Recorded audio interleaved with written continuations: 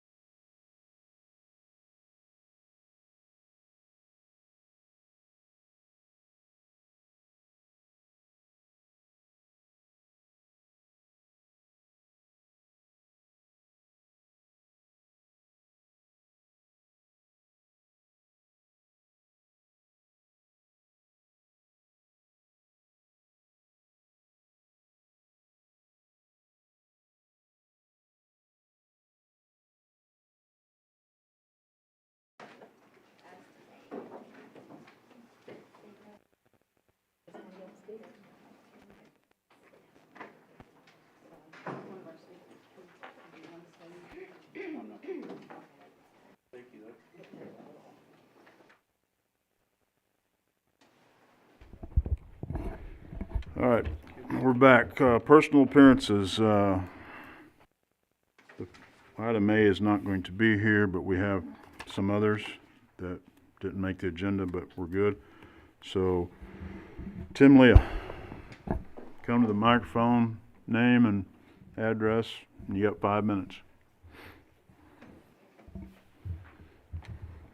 it to him and he can pass it around.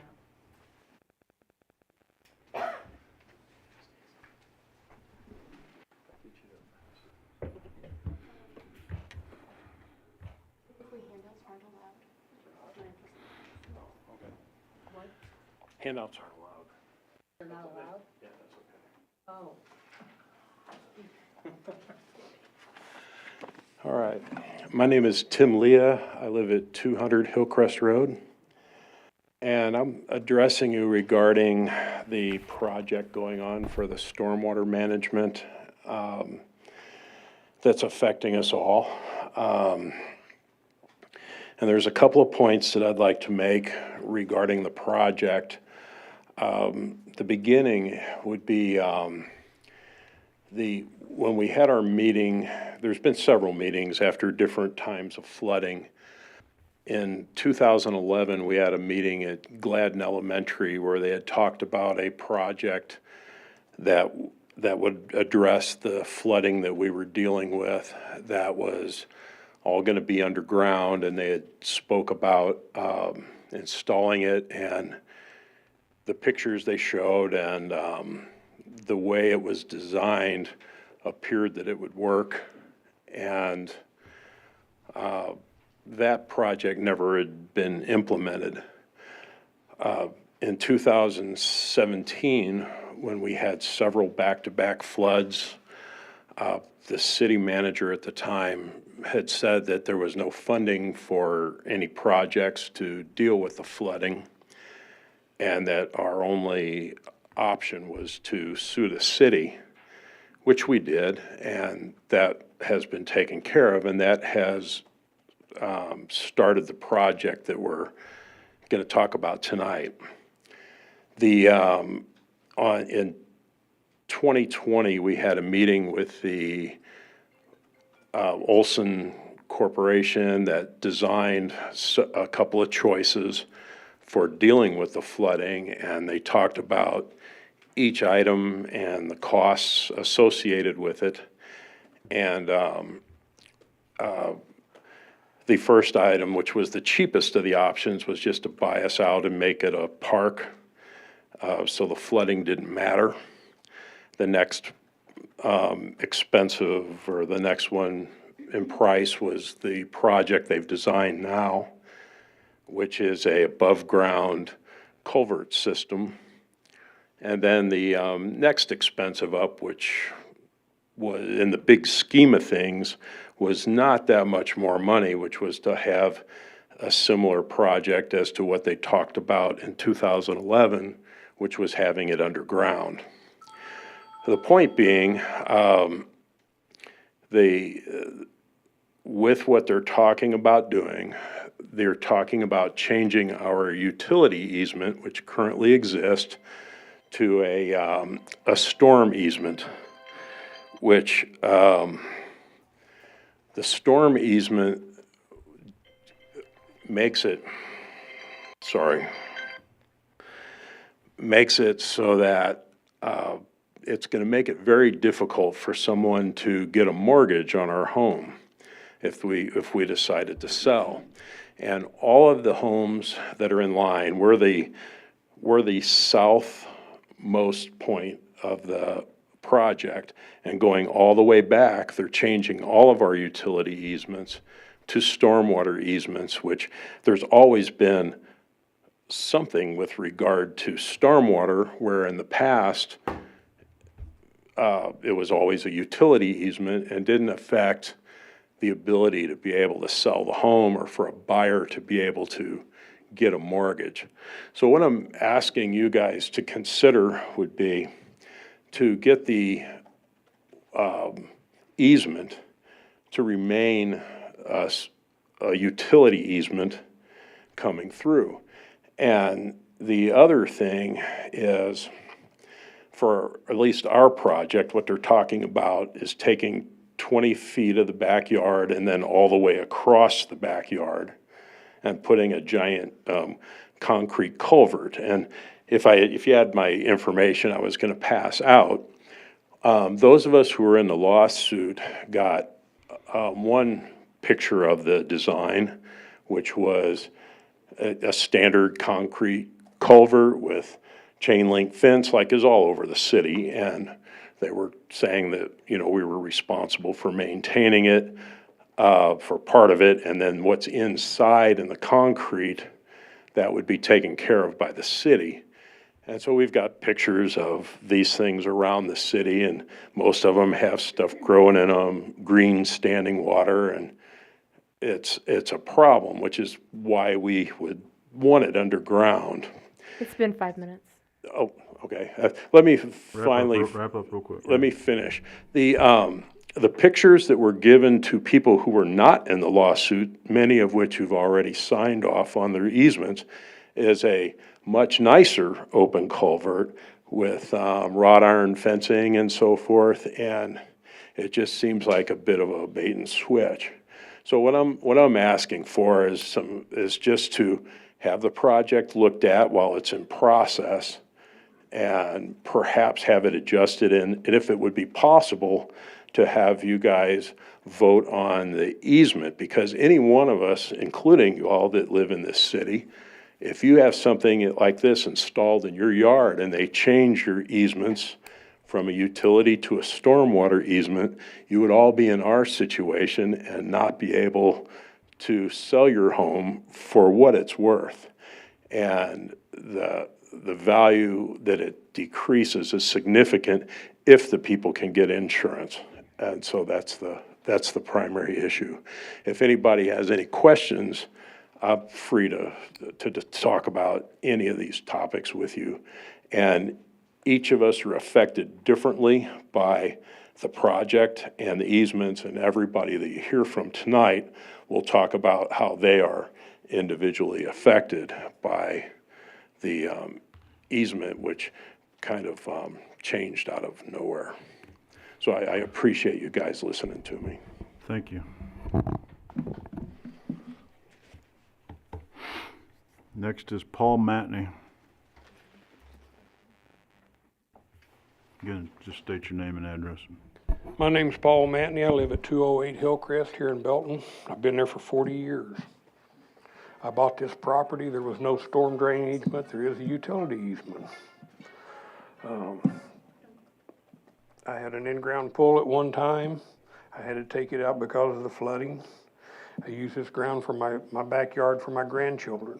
I had them over this weekend. As a matter of fact, they all played kickball in the backyard. This is going to take, I will lose a third of my backyard if you guys won't do something about this. This it's kind of like Tim said, it makes it harder for people to get a mortgage if we want to sell. Insurance rates, they have the right to raise our insurance because of these. I've had construction experience. There is ways that this could be done better. I've asked a question several times why it couldn't be put underground. Nobody could answer me. I've asked them about doing just a regular sloping of our backyards rather than making a swell back there like they say. Nobody can answer me. We've asked a million questions, or I have. I have construction experience. I've got almost 50 years railroading experience. And I've done this for years, people, and there's no reason for this to be a storm drain easement. It's gonna affect the value of everybody's property down through there, everybody's, which is gonna hurt the city, it's gonna hurt the people, it's gonna hurt us living there. I moved out here in 1978. I bought this property, there was no storm drain easement on it. This problem was created by the city. And I'm not saying you guys, I'm saying by the city long before you were ever councilman. Well, some of you like me, you got gray hair, you may have been here a while, but anyway. you might have been part of the problem, I don't know. But I moved here in 1978. I moved in my house now in 1983. The church up at the Christian church, they've made the parking lot a lot bigger. I can't remember the subdivision across the street. What'd you tell me it was? Concord Hill. Concord Hill Farm. Concord Farm. They built a bunch of houses, which was, just farmland. They've added parking lots to the school. They built a moat back around behind Gladden Elementary to divert the water to keep Gladden, and it dumps it right down Hillcrest Road. I mean, and I'm not saying, like I said, you guys didn't create the problem, but don't put it back on us. Because I feel like that's what the city's doing. They're gonna make us pay for the mistakes they made a long time ago. And all we're asking you guys to do is reconsider this whole thing. Why should we have to pay for it? Because we're the ones losing, we're the ones paying for it. He wasn't there when I bought my house. I asked Nakia, when she was out there one day talking to her, would you want this in your backyard? She looked at me and said, no, she would not want it in her backyard. And there's no reason, I've talked to other engineers, there's no reason this couldn't be put underground. I know you're putting in 30, I wouldn't, trust me, all of us appreciate what you're trying to do, but let's don't patch the problem, let's fix it right. All this swell is for, in case we screw up and we don't get it right. That's all it is. Fix it right. And that's all we're asking the city to do, to make it right for us. You can have my property, as long as you put my ground back to where we can mow it, it's nice and smooth. I don't want a penny. Put my fence back. I'm not in it for the money, people. I'm in it for my property. This is my home. Would you want it in your home? Joe Pusateri sitting back there in a wheelchair, we're mowing their yards because they're getting old, they can't take care of it. Their fence is literally washed out back behind. And I'll answer any questions anybody wants to ask me, because I guarantee you I can answer them. I've been there a long time. And if you want to come out to my house and walk through this whole thing with me, you tell me the date and time, I'll be there, we'll go through it. I can show you pictures where I've had water 2 feet on my garage doors. Alexa Barton made fun of me because I wrote on the inside of my garage door, I write how much water is outside, how much water is in time, every time we flooded. And when I turned around and told her that the city's insurance agent is the one that told me to do that, she turned her head and run real quick. She didn't even want to talk to me about it anymore.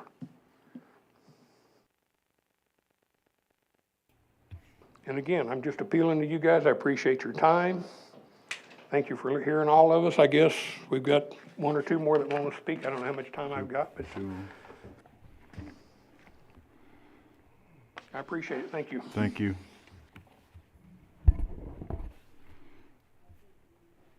Next is Jim Vaught.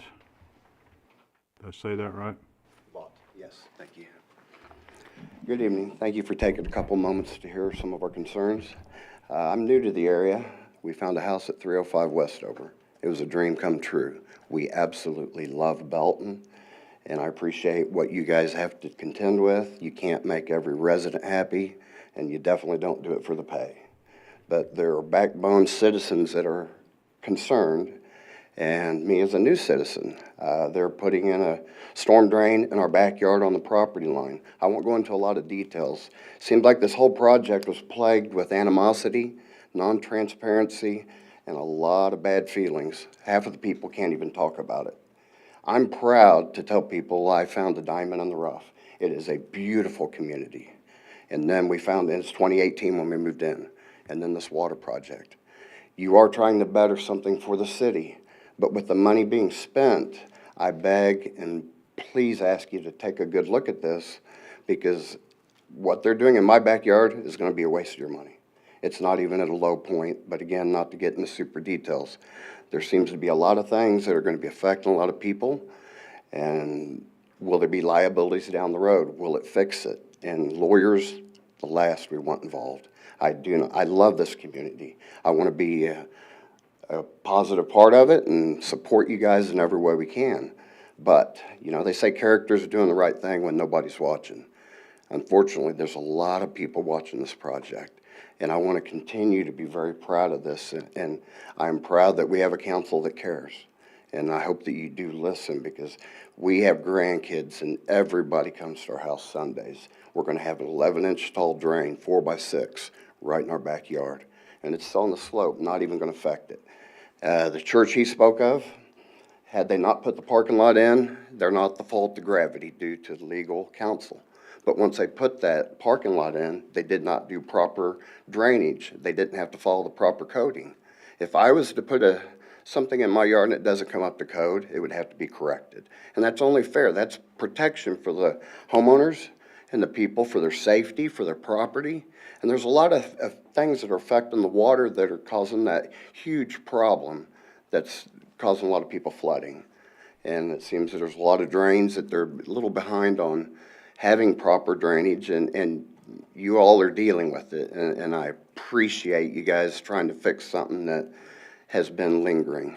But again, I am so proud to be here in Belton, but it's a lot of things concerned with spending that kind of money. I mean, it's a lot of money to spend, and if it's not going to be effective and fair to the citizens, and we do vote, but again, I implore you, just take a good look. There's going to be a lot of money spent on this and how it's going to affect the property owners, and that's all we can ask. And I know you can't make everybody happy, and I don't envy you. I mean, you guys have a hard job, but you know, we know you are trying to take measures to fix the water problem, but I just think it's only fair the contributors to that have to contribute as we do too. You know, I don't want the money. I don't want any kind of settlement, but I don't want to face, you know, it not being effective and just money wasted. Because like I say, I'm new in Belton, and we're gonna die here. We love this community. I mean, to buy something like we found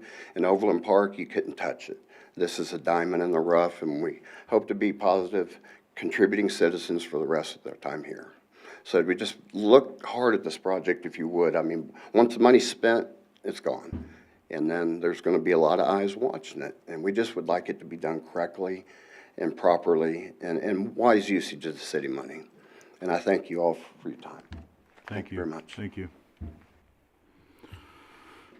Robert Mayo. He got tied up at work. He's not here. He's not Okay. here. He got tied All up right. at work. All right, so we'll move on.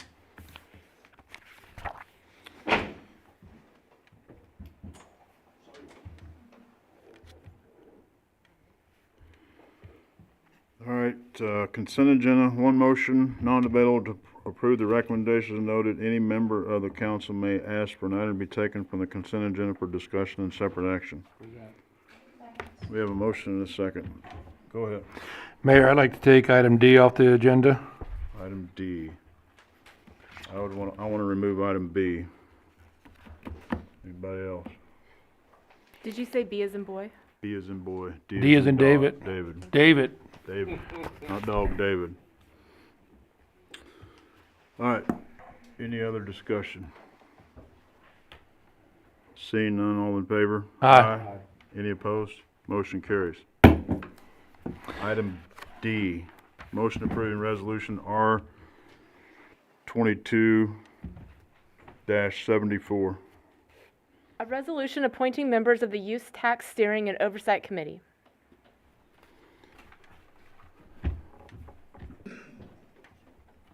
Somebody gonna make a motion? Motion to approve. Motion to approve. Second. We have a motion and a second. Any discussion? What?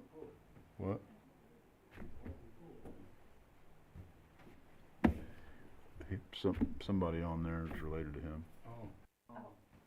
So, sorry. Yeah. Yeah, that's why he left. Okay. So, sorry. Thank you for answering. Yeah, sorry, my bad. So with that, any other discussion? All in favor? Aye. Aye. Any opposed?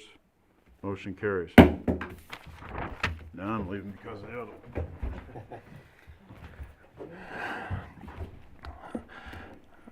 You read that or I read that?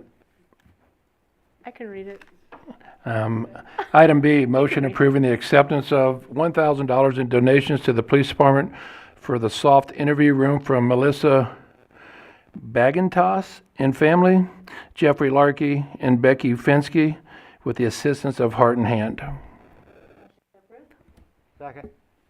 We have a motion and a second. Any discussion? Seeing none, all in favor? Aye. Any opposed? Motion carries. Do it. Now I gotta find him.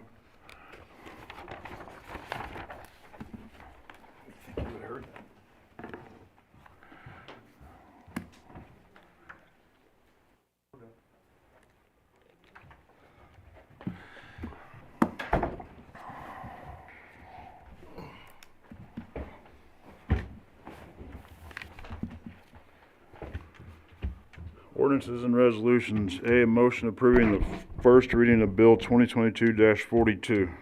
An ordinance approving the reappropriation and revision of the City of Belton fiscal year 2023 adopted city budget to increase the budget for the city's 150th birthday celebration. Present. Second? We have a motion and a second. Any discussion? Go ahead. Only discussion, I think if someone's reading this, I think what Councilwoman Kraft said a couple weeks ago was, we're increasing this because we need to put it into the budget for donations that they're gonna receive. We're not actually increasing what we're giving them, but it's money that they're raising that needs to go into our budget, is what I got out of that. Is that correct? That is correct. All right. Just wanna make sure people understand we're not throwing more money, it's just how it's gonna be raised. Thank you. Go ahead, Brent. Also, it's, if you don't have the, up to the 40,000, you're only spending what you have. That is correct as well. So I guess my question is, why do we put a limit on it? I mean, what if you raise $50,000 and it goes to 80, I mean, or, The 70,000, our budget is actually at 60,000, so Okay. we increased it to the 70,000 in case we needed more, but we're even cutting things from our budget as we speak, so I don't anticipate it to go. okay, I didn't know if something that we'd have to come back if something happens. I mean, inflation's going on. We're not gonna allow that before August. Okay. Anybody else? Hearing none. All in favor? Aye. Is this a Any second? opposed? Motion carries. Do we need a second? We need a second. Do you want to do it now, or Oh, yes. do you want to do a second now? Motion for second read? Second? We have a motion and a second for a second reading. Any discussion? Seeing none. All in favor? Aye. Any opposed? Motion carries. Motion approving the second reading of Bill 2022-42. An ordinance approving the reappropriation and revision of the City of Belton fiscal year 2023 adopted city budget to increase the budget for the city's 150th birthday celebration. Present. Second? I have a motion and a second. Any discussion? Seeing none, roll call, please. Councilmember Pryan, Aye. Kraft, Aye. Aye. Goff, Aye. Clark, Aye. Lawson. Aye. Mayor Larkey, Aye. and Richardson. Aye. Motion carries. B, a motion approving the first reading of Bill 2022-43. An ordinance amending Section 16-2 of the Unified Development Code related to professional fireworks displays. Present. We have a motion and a second. Any discussion? We have anything from staff on this, Matt? You guys just talked about this in planning and zoning, didn't you? Yeah, it was before Planning Commission last Monday, and they did recommend unanimous approval of it. This would just be to allow an exception for professional fireworks displays outside of the week beginning June 28th and ending July 4th. So they would have to have the proper permits through the state and go through the fire department for those. So does this benefit anybody even outside the city? So if a business was putting on a benefit in the city limits, they could actually have a professional fireworks display also? Like a church or somebody? They, With approval? they could, as long as they met all those requirements. Okay, thank you. Anybody else? Hearing none. All in favor? Aye. Aye. Any opposed? Motion carries. Item C, motion approving the first reading of Bill 2022-44. An ordinance approving the 11th Amendment to the Old Town Belton redevelopment plan to approve the 425 Main Street project as redevelopment project 2022-3 and to authorize tax abatement as described therein. Present. Second. Have a motion and a second. Any discussion? Do I need to do the public hearing now? Yeah, Mr. Mayor, I believe at this point it would be wise to open the public hearing. All right, a public hearing regarding the proposed 11th Amendment to the Old Town Belton redevelopment plan for redevelopment project 2022-03 pursuant to section 353.110.32 of the revised statutes of Missouri. Public hearing is now open. Anybody wants to speak to this, come to the microphone and speak to this. State your name and address. Good evening, ladies and gentlemen. My name is Dodd Vanek. Make sure you speak into that. Yeah. Dodd Vanek. Recorded, so. Okay, I'm sorry. You're fine now. 425 is the Wild Poppy, and we did recently purchase a building. My name is, again, for the record, Dodd Vanek. It's with my wife, Susan Como, and we have submitted proposal to make some significant improvements to the building. There has been a very long lapse of time that any improvements have been made to this original, I believe, if I'm correct, it is the oldest brick building. It was the first one ever built in Belton. So it has some significant historical value. We are making an attempt to keep the architectural aesthetics in place with the arched windows across the front of the building and make some other repairs as such. But I would greatly appreciate the assistance and the help on the tax side, especially as much as inflation is impacting the cost of materials and labor at this time. So I do appreciate you giving me the opportunity to come forth and have a word with you. So have a great evening. Thank you. Just to make sure that I have your name spelled correctly in the minutes. Anybody else to speak on the public hearing?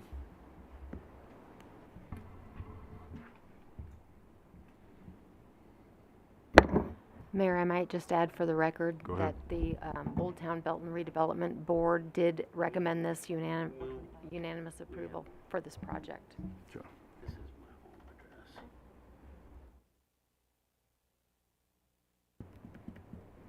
Again, last call. Anybody else for the public hearing? Hearing none, I'll close the public hearing. And back to the motion to approve first reading of Bill 2022-44. Any more discussion? I'll wait till she's done.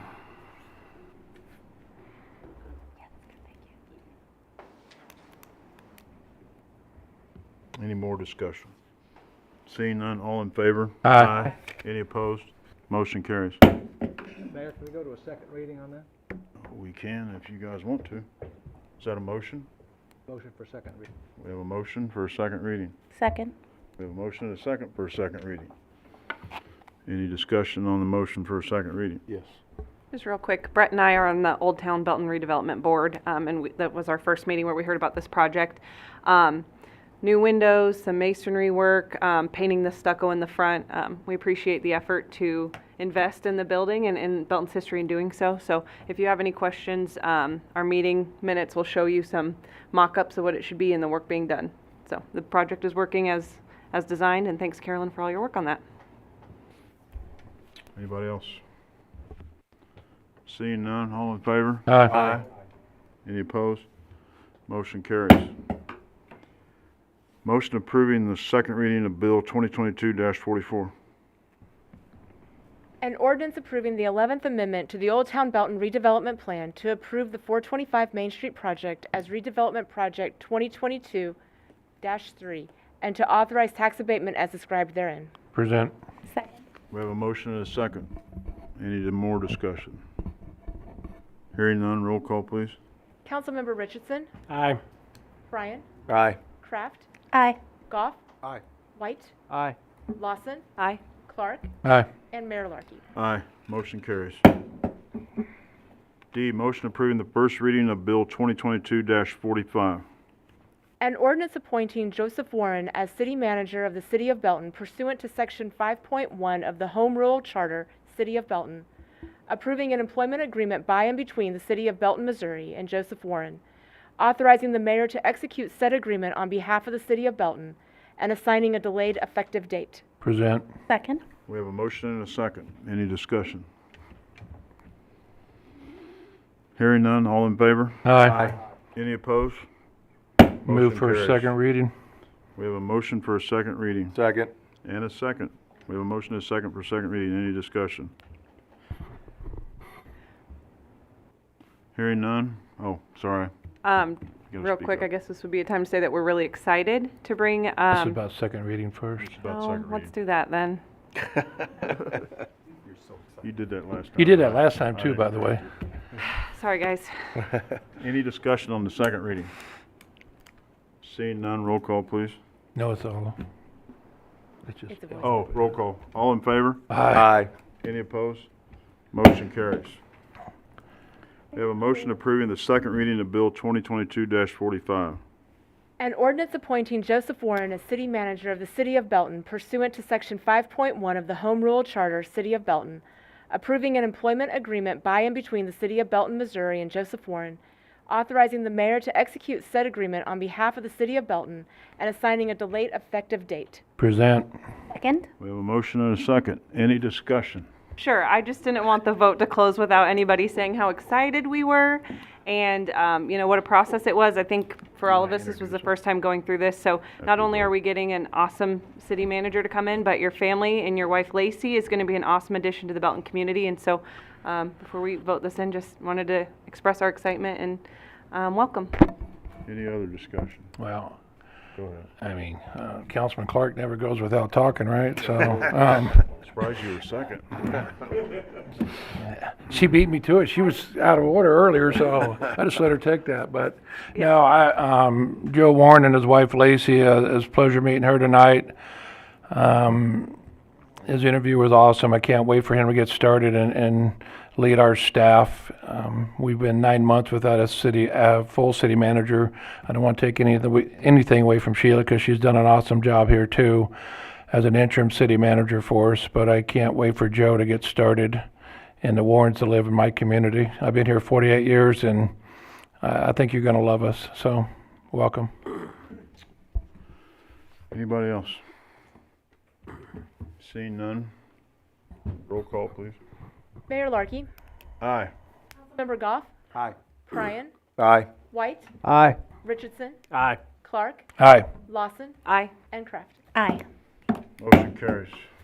I'm going to take a detour on the agenda. I want to introduce Joe Warren and his wife Lacey, the new city manager of the city of Belton. You can come on up front.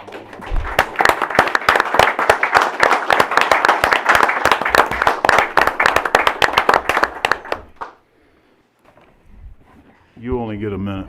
Let me start the clock that way. Well, that's fair. I probably only need about 20 seconds.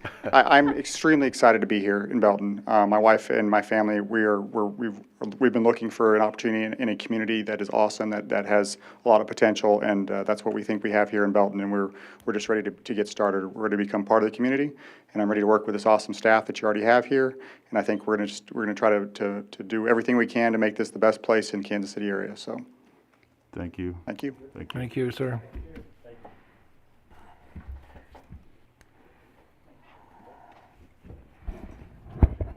E, motion approving resolution R 22-77. A resolution approving a First Amendment to the office lease dated January 25th, 2022, between the City of Belton, Missouri and NP Southview Industrial 4 LLC.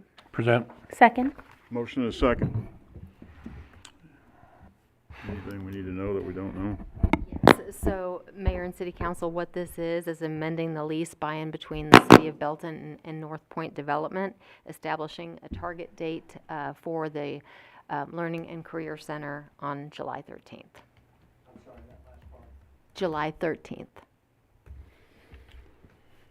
Any other discussion? Go ahead. Is there a move-in date to that? Are they going to be able to get in there that quick, or? That is the date that we will have the keys. I'm not sure about the actual move-in date. I guess the interior finish, is there stuff like that we need to do too, or? Yeah, they're doing the tenant finish as we speak, and so North Point believes that they will be done with the tenant finish and able to hand the keys over to us on the 13th. All right, thank you. Anybody else? Seeing none, all in favor? Aye. Any opposed? Motion carries. F, motion approving resolution R 22-78. A resolution approving the Apple Developer Program lease agreement between Apple and the City of Belton, Missouri to allow the Park Department to complete its branded app enrollment. Present. Second. Motion and a second. Anybody? Any question on, we got an app? Is that what's going on? Can people sign up for like baseball on that app? You'll pretty much be able to do everything from the app that you can our website. What we're finding in is everybody is attached more to a phone in 2022 than they are a computer, so. Go ahead. Is there a time issue? Would it be beneficial to have a second read tonight? It would, because we're learning it. It's Apple. It only needs one read. Great. Thanks. Resolution. Killed it. I wish they would actually separate those a little bit. Anybody else? Doing great. Seeing none, all in favor? Aye. Any opposed? Motion carries. City Council liaison reports. Go My ahead. turn? Yeah, your turn first. All right, Parks is the world record Big Bounce House will be here this weekend. There's been a lot of chatter online about that. People are excited. You can get tickets through the Big Bounce House website. I believe they'll be setting it up now, like this evening through Thursday, but it won't be open until this weekend. So that is Parks. That was here Last 3 year. Was it last year? Yeah. Okay. Anything else? You have anything? As we've already discussed, we talked about the fireworks ordinance. Anybody else? All right. I don't have a lot. Again, I just want to thank you and your family for committing to City of Belton. So thank you. Look forward to working with you. That's all I have. City Manager.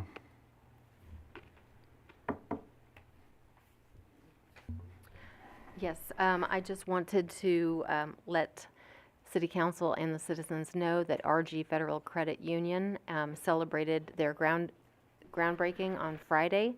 Their new location is going to be at the corner of Town Center Drive and Markey Parkway, and they are extremely excited. They've been in our community since the early 70s, and they're very excited to be locating out where all the activity is and closer to the interchange. So we're excited for RG and appreciate their continued investment in our community. Also want to let everybody know that the grand opening, although McBee's Car Wash is open, their grand opening celebration is Thursday, the 30th, and it's at 3 p.m. So anybody who would like to join us, come on down. I think they'll be giving away some car washes and gift cards, and it's going to be fun. So we'll hope to see you there.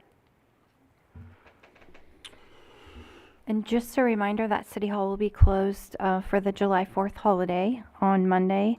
And I also wanted to announce that the Government Finance Officers Association, GFOA, has awarded the city with a Certificate of Achievement for Excellence in Financial Reporting for the city's fiscal year ended March 31st, 2021 financial report.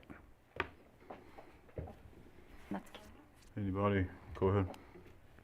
Well, Sheila, I want to thank you. Unfortunately, I mean, some people might not know this is Sheila's last meeting, so I got to deal with you for 3.5 years, so but I want to thank you for everything you've done for our city. The last 9 months, I want to thank you for keeping us all together.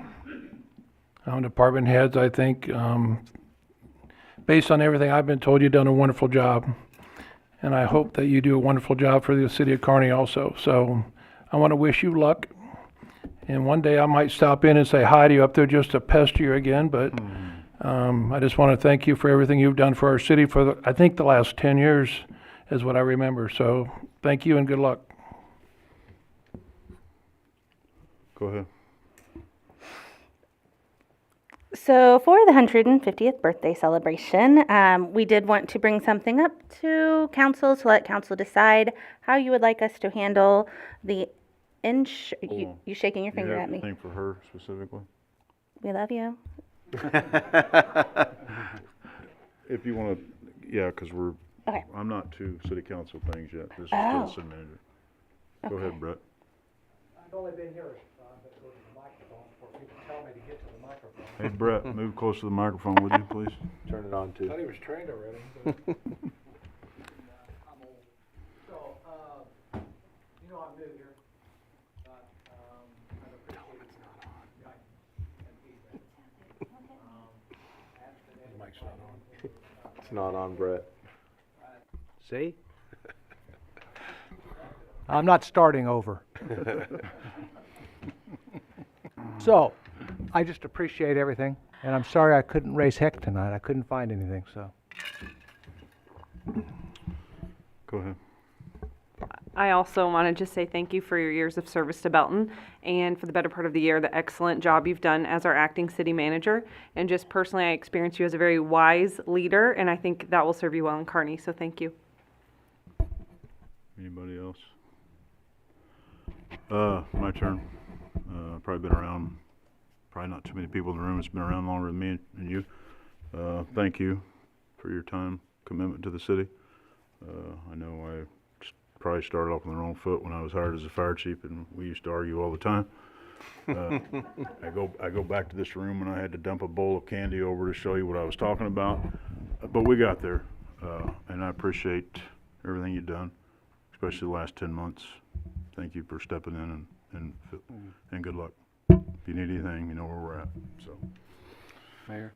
Go ahead. Sheila, I've dealt with Sheila 6 years on the park board too, way back when, so, she was an important part of our doings back in the days in the park board, and I always appreciated that too, Sheila.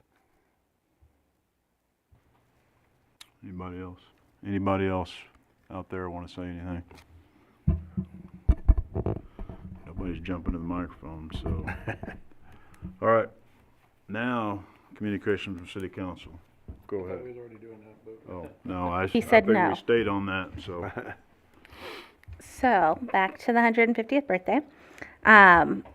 So we wanted to bring something to council to let council decide as far as liability coverages go, specifically to the craft vendors. There's been some suggestions, one being to have each craft vendor purchase and provide their own insurance. There's also been the discussion of each craft vendor signing a waiver of liability of the city so that the city is not responsible. And then there's also the idea of the city providing event insurance for the event they're putting on. And then that would also cover.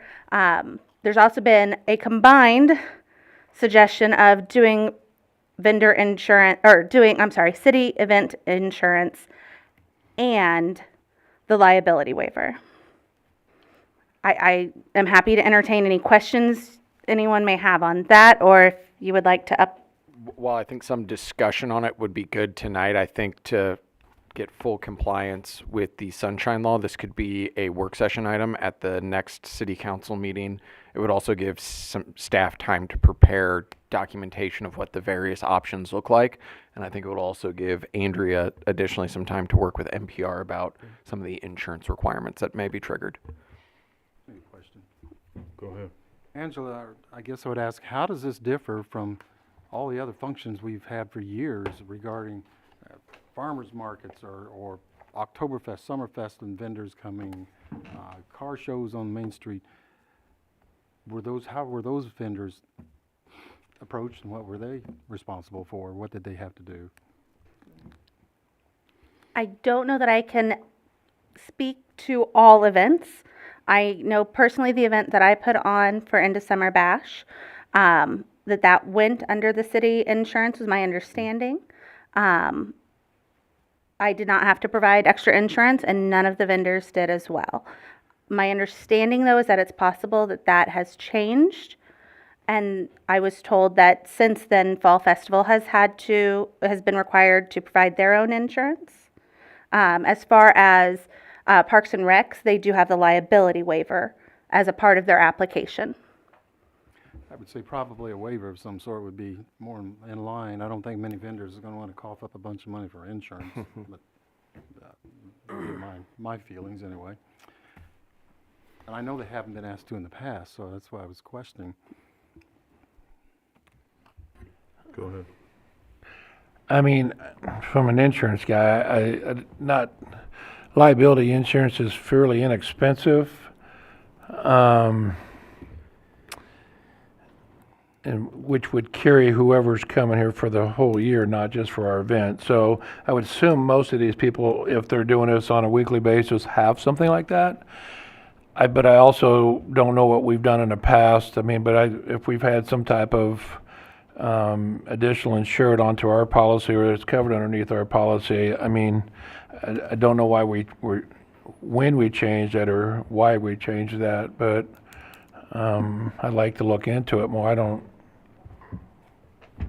I think from a Sunshine Law and staff perspective, it'd probably be best to carry this item over to the work session at the next city council meeting on the 12th of July. That way we can also talk with our insurer about the additional insured Well, I think, yeah, I think there's a lot of information we need to know to make an informed decision on something like that. And I mean, but I bought liability insurance, and depending on what you're doing, I mean, it might be less than $100 a year for a vendor to have $1 million worth of liability, but I don't actually sell that stuff. So, but I bought stuff in the past just for my company and stuff like that, and it's very inexpensive. I was able to get a quote on that at $200 for the full year. How much? $200. All right, with that being said, we'll move that to work session. Anybody else? Go ahead. I have three things from citizens over this past week. One of them was the electrical hookups on Main Street, which we dealt with at the Wine Walk last Saturday, a week ago. And Stephen Harvey, the whistle stop there, was inquiring about the fact that the light poles don't have proper hookups. So we're going in and stealing juice off of them. And he addressed, I think Dave and I don't know who else, but anyway, I said I would address this at the next meeting. So it's something we need to look at so that whenever something's held on Main Street, we can plug in somewhere without having to impose on the people that own the businesses up and down there. And Well, before you move on to the next one, I think one of the things about Steve said was I was involved in getting a power structure put on the poles on the side streets. Every side street should have a plug-ins. And he said it was only for Fall Fest, and I don't believe it was set up for only for Fall Fest. I think anybody can access those poles. We just got to get them turned on by Evergy. Is that correct? well, the pole I was at, the electrical outlet was at the top of the pole, so I told the guy if he'd shimmy Well, up he there, was- I'd throw him the cord. But He's talking about the water, he's talking about the light poles out there. I'm talking about actual Poles in the plug-ins back. that you can, like 110 plug-ins. And we also have an extension cord that goes all the way down the street. Those have to be turned on by downtown Belton Main Street through Evergy. So somebody's in charge of turning those on, and he said it was only for Fall Fest, and I said, I don't think so. So you can get them turned on for other things, but from what I was understood, it had to go through downtown Belton Main Street to contact Evergy. Okay, yeah, there's a process. I didn't know if it was through Public Works or downtown Main Street, but I just want to make sure people understand that those Right. power structures are for anybody who's using Main Street as an event space. But paid for through downtown Belton Main Street. Right. You guys got money. Yeah. also, I had a couple people call me regarding the new industrial park over there where Chewy is at, regarding a couple of things that is beyond, I think, what we're wanting them to do and what Rob talks about. But we had trucks coming down there. They said they have some tractor trailers always coming down through the roads back behind there. And I was wondering about signs. I don't know what kind of signs we might have, if Carol or Greg, that would say for the, I asked about how come they would be a tractor trailer down in the subdivisions. They think they missed a turn or something somewhere, so they're driving through the subdivision. I said, we need to have some signs of some kind up there saying, if you're here, you went too far, something like that. I don't know. That was one. And there was also a gap in the wall, where the walking trail is on the other side that the people in the neighborhoods was invited to use if they wanted to. But the gap is big enough that car can drive through it, and they're telling me cars are driving through there, coming in and out of there very frequently. So I haven't been able to look at that, but wherever that gap is, where there's a walking trail on the other side, they were told that something was going to be done about it, and nothing has been done yet. So Go ahead real quick. my 2 items. His microphone's on. Can't hear you. Signs don't necessarily stop anyone, because there's a sign at Bradford Place, no through trucks. But when the GPS takes them that way, they go there regardless of the signs. I called the police several times this week for having semis go through there, Yeah. heading over to Caliber Collision. But Well, supposedly they get fined for it too if they do it, but they don't get caught. but they got to get caught. Yeah. Well, I talked to the same person, and I brought up the same thing that Councilman White said, is if they get off the highway because of a backup, I don't know if they're actually going to Southview Commerce Center per se. I think they get off the highway trying to find a different route. And that GPS is, I know my GPS tells me to turn right when I really don't want to turn right, but it would take them down White Street or take them down Allen Street, and they're trying to get them to turn around and go back to the highway, and I just don't know how we can stop a semi driving down Allen Street personally. Well, you know, they got Today we can speed because limit it's signs closed. up too, and we don't necessarily obey them, but if you get stopped, then you get Right. ticketed. So if we have a sign out there telling them, don't come down there, it's $500, and they do, then they're gonna get charged. So, Is that even legal there? There would have to be some amendments made regarding our truck routes to include that as a non-truck route, but we could investigate that. Change everything to boulevards? probably not.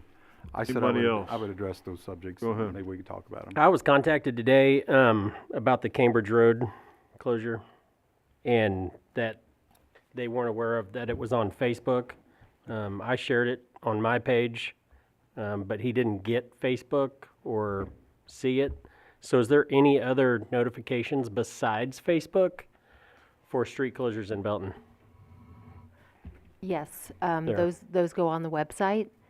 On And the actual website, okay. yes, and people can also sign up for notifications. Okay.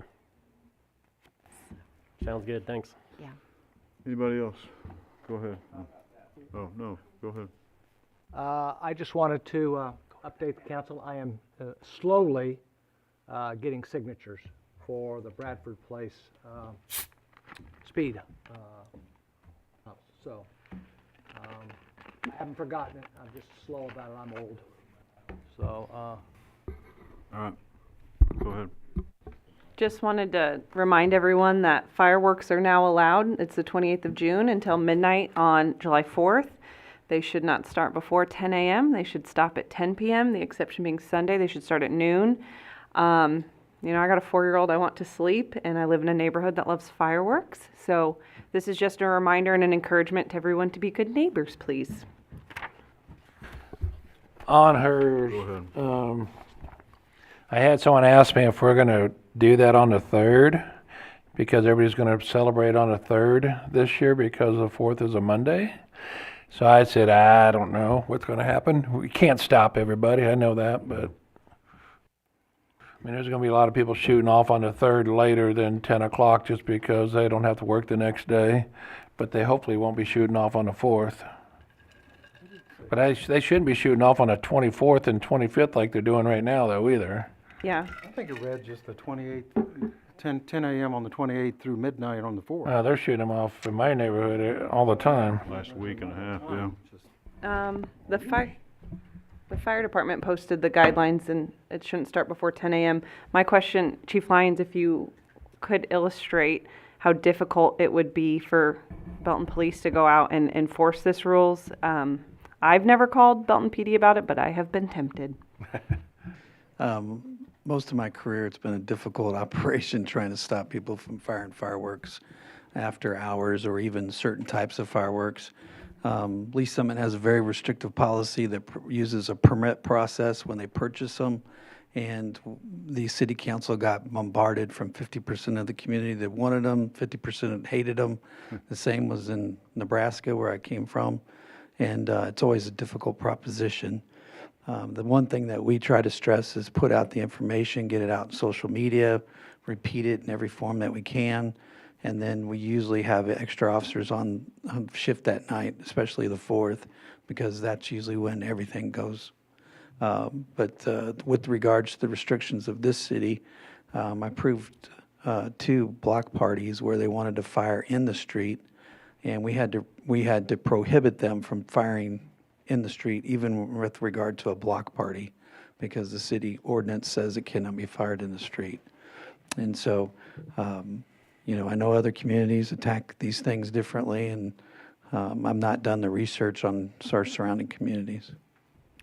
One other quick question about fireworks. I'm not sure who on staff might be able to answer this, but the fireworks stands, they don't start selling until today, correct? Okay, they weren't selling in advance, they just set up in advance. Today was the first day. Okay, that's what I assumed. Thank you. Even the ones in the county? Well, we have no, the county I know. probably already been open a day or two. We don't have any control over what's in the county. And just wanted to add that the fire marshal's office, both of our folks will be on 4th of July too, to help kind of try to chase calls, but to capitalize on what he said, it's almost impossible because they're there and then gone. All right, anybody else? All right, we'll keep going. Items for review and discussion. Item A, Missouri Ethics Commission Conflict of Interest Ordinance Annual Readoption. Good evening, City Council. The Missouri Ethics Commission requires municipalities with an annual operating budget of more than $1 million to biannually readopt their ordinance establishing procedures to disclose potential conflict of interest against municipal officials.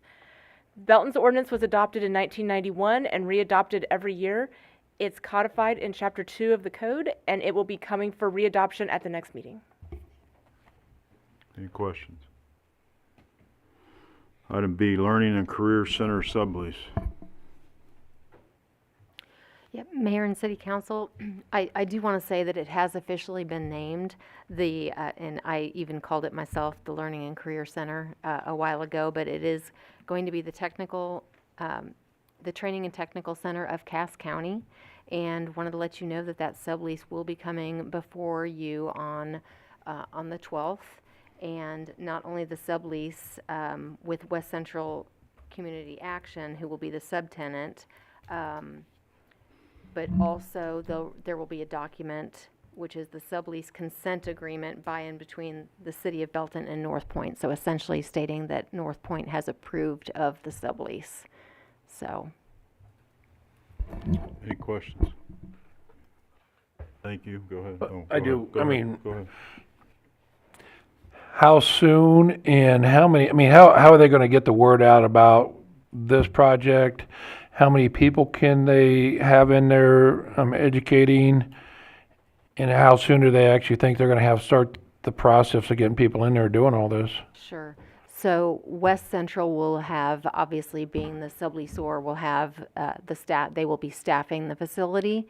And the Belton School District and MCC have been collaborating, and they have come up with a plan, a programming plan. I'm happy to read that for you really quickly if you would like. This is from the school district. The Belton School District anticipates the implementation of an IT/computer hardware class at the new center in Southview Commerce Center. The class will complement the cybersecurity classes, but will give students the opportunity to test real-world solutions on devices currently being used in the field. There will be a lab environment for testing connections and installing devices, and eventually the space will be used for students to earn industry-recognized credentials for communications, cabling, and device installation as well. And eventually, down the road, we would like to also implement a shipping and logistics, some type of programming for a logistics center, because it is housed in a logistics center.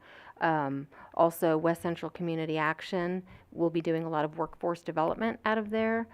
Small business development will occur out of there, and they also have some classes on logistics, and also will be doing CDL programming. So those are just a few examples of the programming that are going to be coming out of there. So West Central will be the subleasor. They will have license agreements with the school district and with MCC. Originally, it was all going to be on one sublease, and all three entities had a little bit of concern about the liability of the three separate entities being on the one lease. And so that's how we're going to handle it moving forward. In answer to your question, I don't have the occupancy number, but I will find that out for you. I just didn't know if they were gonna have, I mean, is it set up to have 50 students in there at a time? I mean, I just didn't know how many people we can actually train in there and get them educated in all these different career paths that's gonna go on over there. Yeah, so it's almost 3,200 square feet. There's a reception area, there's one office, there's a conference room, there is a break room that's going to be used more like an internet cafe, I believe. And then there's two training centers, or one big room with an accordion that can divide it up into two different classrooms, if you will. But I will get that occupancy number for you. I'm assuming after July 13th, we'll have some type of walkthrough on that. Absolutely, yes, everybody will. And to answer your question as to how we're going to market it and get it out there, it's going to be a collaborative effort like it has been from the beginning between all of the entities. So it's been interesting, and we've learned a lot trying to get this up and running, and we're excited about it, and you absolutely will all be invited to come and tour it. And I want to say that the school district and MCC plan to have something operational for this upcoming 2023 school year. All right, thank you. Anybody else? Item C, extrication tool purchase. Good evening. This item will be on the consent agenda for you next time. It's for the purchase of upgraded extrication tools.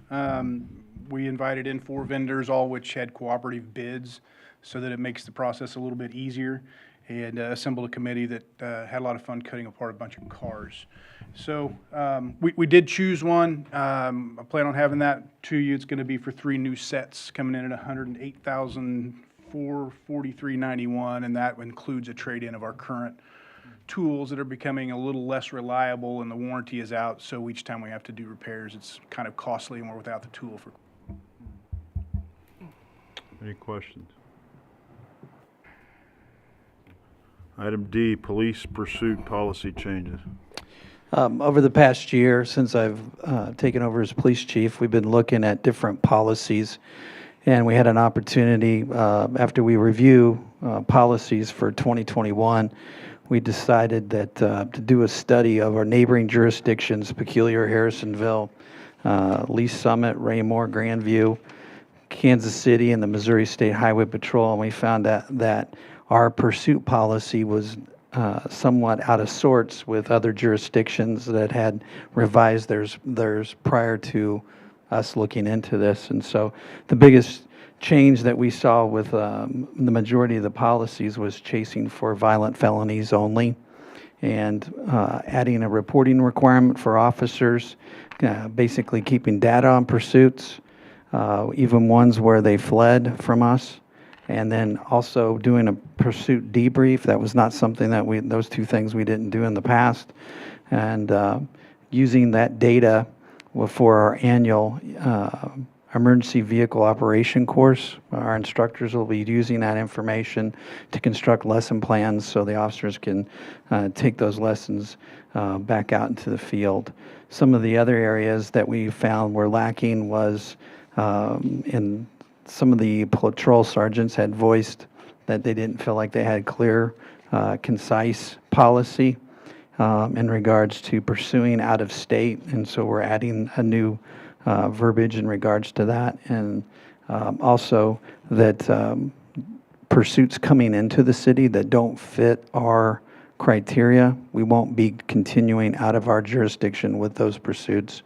There'll be a notification that we'll do with other law enforcement agencies, but in our current policy, it doesn't allow police officers to run code to intersections or try to hold back the public from being involved in those, and we will be doing that. That's where our focus will be, is on the safety of the community. And so this project has taken several months, and I'm sure that we got a couple of other things to clean up, but that is where we're headed. Go ahead. Chief, I actually saw in the news that a lot of the law enforcement agencies around town are getting this thing called a grappler. And they were showing it on the news that day, and I know the county has that. Is that something that would help stop some of these chases? And I don't know what those things cost either. Hopefully it's not like this extrication tool, but I've heard of, the interception of those vehicles is very difficult for the county to do with their grappler. I don't know what their numbers are, and the sheriff has not shared those with us. I've talked to several other police chiefs in surrounding communities, and they're not interested in that technology because, one, it puts the driver of the vehicle in a position where the vehicle could lurch and drop off the side of the road or go into oncoming traffic. So it presents some problems as far as safety considerations, and it's also hard on vehicles that they put it on because it's attached to the frame.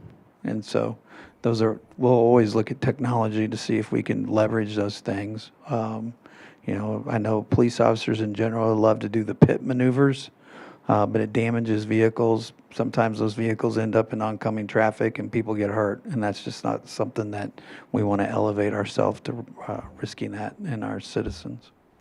I just see the county when they said that they pulled somebody over in a car chase. It seems like they're always using that grappler, which I didn't even know what it was until they showed it on TV the other day. And so I just wanted to see if that was something that would be beneficial to us. But if you guys don't think so because of dangers, then so be it.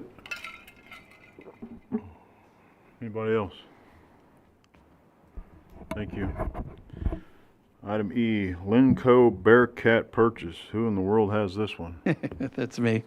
The police department. In our 2022 budget, we proposed the purchase of a Linco Bearcat to replace a 1980 Chrysler Peacekeeper that we had obtained from the United States Department of Defense. It's over 42 years old. We've had it for probably 25 years, as much as anybody can remember. In that time, the thing had numerous operational issues, breaking down, having mechanical issues, and even some costly repairs. The role of the vehicle is limited to help our CERT team or special response team or SWAT team because it can't hold very many personnel. Because it's somewhat unreliable, they've not used it when it's been suspect or been downed, and it doesn't have room to transport a large number of personnel, storage for compartments of equipment, or even do any specialized tasks like rescuing citizens. And so this purchase of a Linco Bearcat will change and enhance our capabilities of our special response team. It can also be used in regards to emergency preparedness and response. It is a 4x6 vehicle. It can hold 10 to 14 individuals. That includes not only our personnel, but if we had to rescue people during high water or other severe incidents, we could put people in it.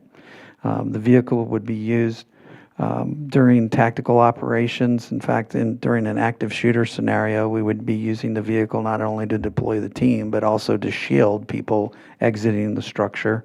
And this vehicle that we've identified can be purchased on the GSA contract that's already been bid. It's a Schedule 84 purchase, and the city qualifies for that purchase. It'll be purchased by not only the Belton Police Department, but also Belton Emergency Management, which is also a part of the police department. The cost of the vehicle is $200,000, $272,654. I'll just go with the numbers. And so it is a contracted purchase that's already been bid, and there I also have the vehicle spec'd out on a quote. And it's under budget. And it's under budget. Are you getting the G2 or the G3? It is a G2, and it's a 4x6. The G3 is 1 foot taller and only a 4x4. We would take $8,500 off, but we would also actually be adding another $34,000 to this purchase, and so we're very happy to stick with the G2. I know you've haven't been police chief for more than a year and some change, but have we used, was it called a peacekeeper during your time here? Actually, I'm familiar with that vehicle because we even used it as a backup for Lee Summit with the tactical team there. It sits, basically it's sat in the back parking lot a lot since I've been chief. It's very small. It's a singular purpose that's made through the Department of Defense, so it has to go back to them. And so we would be working on that purchase. So once we take the Bearcat into possession, we would then transfer the other Bearcat out. It can't be sold. It can't be sold outright or transferred. It only has to go back to DOD. Okay, thanks. Anybody else? Seeing none, Traditions Fourth Plat Infrastructure Acceptance. At the next meeting, we'll be bringing forth a resolution to accept the infrastructure for Traditions Fourth. We've inspected it and it's made all the public works specifications, so it'll be ready for acceptance. Streetlights? Streetlights are done through Evergy, and we have turned in all of Traditions to Evergy to have streetlights installed. Any questions? Item G, Richmond Avenue Stormwater Improvements. On Richmond Avenue at 157th Street into the south, there is a area on the homes on the east side of the road. There is an area behind the homes that is for drainage. It actually goes diagonally through all the homes' backyards. In one particular place, you start at 15707 and head north.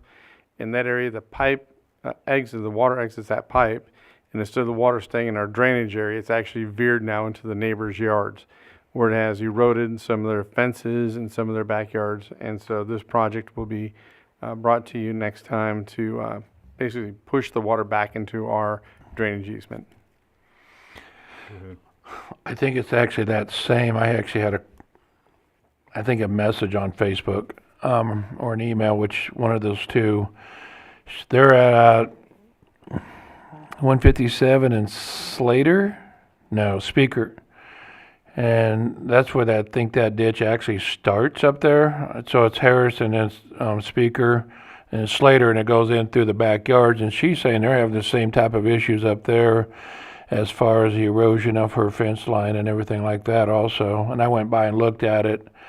It's dry, but you can see where there's a big swell there, and they have some big rocks, but We're going to continue to work this creek backwards. Yeah, we're going to try to make all the improvements we can, because we have been contacted by many property owners that that creek is meandered out of where it's supposed to be. So we're slowly just putting it back piece by piece. Yeah, 'cause she says she has her fences being eroded away also. So I just wanted to bring that up. It's all actually going to be on the east side of what you're talking about, that whole thing. Thank you. Anybody else? Seeing none, I would enter or accept a motion to enter an executive session to discuss matters pertaining to the hiring, firing, discipline, and promotion of personnel according to Missouri Statute 610.21.3, to discuss matters pertaining to negotiated contracts according to Missouri State Statute 610.21.12, and discuss matters pertaining to individual identifiable personnel records, performance ratings, or records pertaining to employees or applicants for employment according to Missouri State Statute 610.21.13, and that the record be closed and the meeting adjourned from there. So moved. Second. Motion and a second. Any discussion? Seeing none, roll call, please. Mayor Larkey, Yes. Councilmember Goff, Yes. Bryan, Yes. White, Aye. Richardson, Aye. Clark, Aye. Lawson, Aye. and Kraft. Aye. Motion carries.